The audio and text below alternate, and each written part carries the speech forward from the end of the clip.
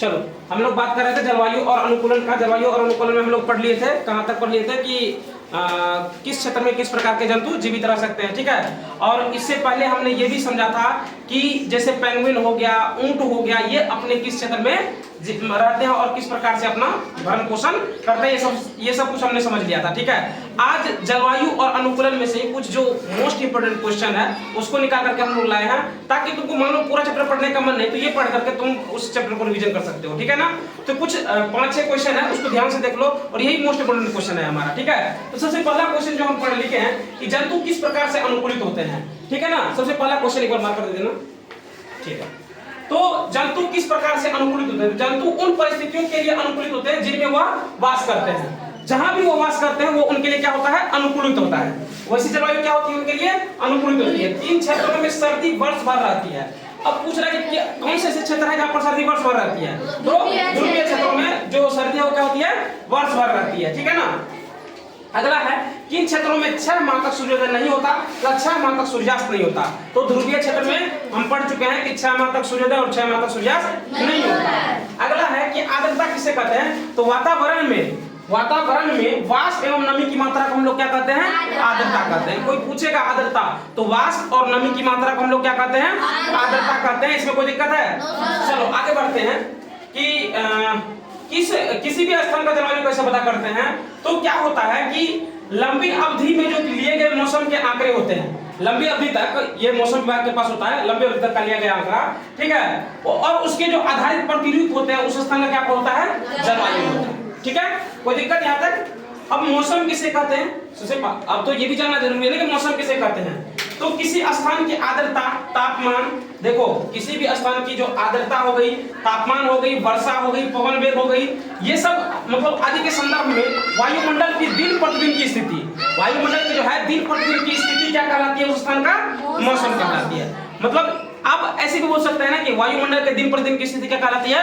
मौसम कहलाती है। अगर शॉर्टकट में बोलना हो तो ऐसे बोल सकते हैं कि वायुमंडल के दिन प्रतिदिन की स्थिति क्या कहलाती है? मौसम कहलाती है। कोई दिक्कत? लेकिन अगर उसमें हम जोड़ देंगे ये आर्द्रता, तापमान, वर्षा, पवन वेग, तो ये क्या हो जाएगा? एक परफेक्ट डेफिनेशन हो जाएगा हमारा, ठीक है। कोई दिक्कत? तो हम क्या कर सकते हैं कि किसी भी स्थान के आर्द्रता, तापमान, वर्षा, पवन वेग आदि के संदर्भ में वायुमंडल के दिन प्रतिदिन की स्थिति उस स्थान का मौसम कहलाती है, ठीक है। अब चलते हैं हम लोग एक्सरसाइज की तरफ और बात करते हैं कुछ ऑब्जेक्टिव क्वेश्चन और उसके आंसर का। तो चलो हम बुक उठा लेते हैं, तुम लोग भी जवाब देने के लिए तैयार आना, ठीक है। तो पहला क्वेश्चन है हमारा कि इनमें से कौन मौसम के घटक नहीं है? पवन, तापमान, आर्द्रता और पहाड़। तो क्या होगा? पहाड़ जो है वो मौसम के घटक नहीं है। अगला क्वेश्चन है कि उष्ण कटिबंधीय क्षेत्र में पाए जाने वाले जंतु हैं। तो इसमें क्या हो गया है कि मतलब कस्तूरी मृग दे दिया है, लेकिन यहाँ पर हाथी होना चाहिए, दूसरे बुक में दिया हुआ है, तो हम उसी के अनुसार से चलते हैं। तो यहाँ पर ध्रुवीय भालू दिया हुआ है, पेंगुइन दिया हुआ है, रेनडियर दिया हुआ है, कस्तूरी मृग दिया हुआ है। अगर इस प्रकार से ऑप्शन दिया हुआ है तो यहाँ पर हम पेंगुइन को सही मान करके टिक कर लेंगे, ठीक है। अगर लास्ट में डी नंबर ऑप्शन हमारा हाथी दिया हुआ है तो हम वहाँ पर हाथी में टिक कर लेंगे। कोई दिक्कत? अगला है हमारा ध्रुवीय क्षेत्र में पाए जाने वाले जंतु कौन से हैं? ध्रुवीय भालू हैं। वैसे जंतु जिनके शरीर पर बालों की 2 मोटी परतें होती है, ये पाए जाते हैं कहाँ पे? ध्रुवीय क्षेत्र में पाए जाते हैं, ठीक है। ये सब हम लोग पढ़ चुके थे और याद भी है, उम्मीद है तुम लोग को याद भी है। तो दीर्घ अवधि के मौसम का औसत डैश कहलाता है? ऋतु कहलाता है। अच्छा, ऋतु का डेफिनेशन पूछेगा तो तुम इस प्रकार से बोल सकते हो कि दीर्घ अवधि के मौसम का औसत ऋतु में कहलाता है। दीर्घ अवधि के मौसम का औसत क्या कहलाता है? ऋतु कहलाता है ना। वर्षा भर सूर्योदय और सूर्यास्त डैश में परिवर्तन होता है? जलवायु में परिवर्तन होता है, ठीक है। तापमान, आर्द्रता आदि डैश के घटक हैं? मौसम के घटक है। ये किसके घटक हैं? मौसम के घटक है, ठीक है। तो यहाँ पर हमारा ऑब्जेक्टिव हो गया, जिसमें था 4 क्वेश्चन था जो हमारे ऑब्जेक्टिव टाइप था, मल्टीपल चॉइस क्वेश्चन टाइप था, और 3 क्वेश्चन था हमारे पास जिसमें फिल इन द ब्लैंक्स था, ठीक है। अब आगे बढ़ते हैं, 2 जो लॉन्ग क्वेश्चन दिया हुआ उसको समझते हैं और उसके बारे में बात करते हैं। पहला क्वेश्चन है कि उष्ण कटिबंधीय वर्षा वनों में रहने वाले हाथी किस प्रकार अनुकूलित है ना। समझो मतलब अभी तुम लोग हाथी में टिकी हो ना, उष्णकटिबंधीय क्षेत्र में पाए जाने वाले हाथी, तो उष्णकटिबंधीय वर्षा वनों में जो रहने वाले हाथी है वो किस प्रकार से अनुकूलित होते हैं। तो ध्यान से देखो, इस क्वेश्चन को हम लिखा है कि हाथी घास और पेड़ों के पत्ते खाते हैं। हम लोग सब जानते हैं हाथी घास और क्या खाते हैं, पेड़ों के पत्ते खाते हैं। पर्याप्त घास की मात्रा सभी मौसम में पर्याप्त नहीं होती है। हाथी के सूंड लंबे होते हैं और टहनियों के पत्ते तोड़कर मुंह में डालने के लिए अनुकूलित है।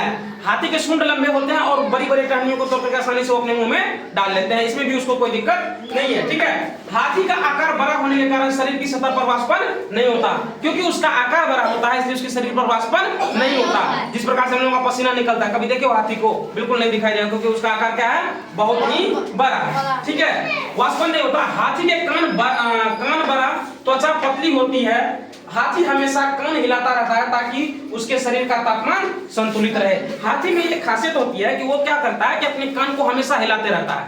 हिलाने का कारण बस इतना ही है कि उसके शरीर का जो तापमान है, ना, वो क्या होता है, संतुलित रहता है। ठीक है, अब आगे देखो, इसी में लिखा है मतलब इसी प्रकार से हाथी क्या होते हैं, अपने मौसम के अनुसार से अनुकूलित, अपने जलवायु के अनुसार से अनुकूलित होते हैं। कोई दिक्कत?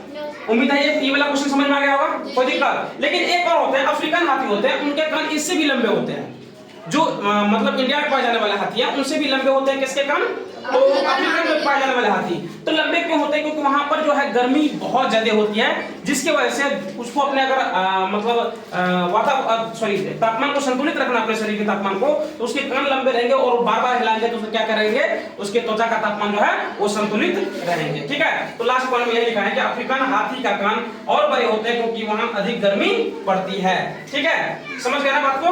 अब अगला क्वेश्चन जो है हमारा वो है, मौसम और जलवायु में से किसमें तेजी से परिवर्तन होता है। तो सिंपल सी बात है कि मौसम और जलवायु में ये पूछ रहा है तो इसको डिटेल्स में बताना पड़ेगा कि मौसम और जलवायु में से किसमें जल्दी से परिवर्तन होता है।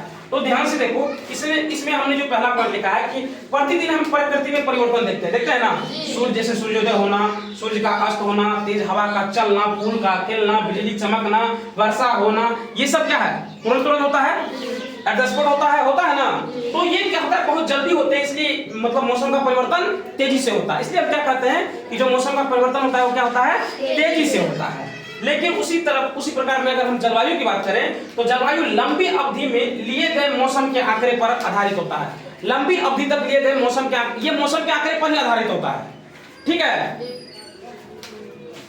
प्रतिरूप उस स्थान का जलवायु है। जलवायु मानसून पर निर्भर करता है। जलवायु किस पर निर्भर करता है, मानसून पर निर्भर करता है। और जलवायु पर दो तरह की मौसमी हवाओं का प्रभाव पड़ता है। जलवायु पर जो है हमेशा दो तरह की मतलब हवाओं का प्रभाव पड़ता है, एक तो उत्तरी ध्रुव से जो चलती है और एक दक्षिणी ध्रुव से जो चलती है। दक्षिणी मतलब उत्तरी पूर्वी मानसून से और दक्षिणी पश्चिमी मानसून से, इन दोनों की हवाएं क्या करती है, इनको प्रभावित करती है। ठीक है, समझ गए ना।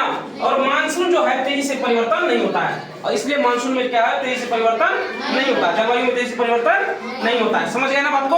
उम्मीद है तुम लोगों को ये वाला जो टॉपिक है ये समझ में आ गया होगा, क्वेश्चन आंसर समझ में आ गया होगा और अभ्यास भी तुम लोगों को पूर्ण रूप से समझ में आ गया होगा। ठीक है, आज की क्लास में इतना ही, रहने देते हैं।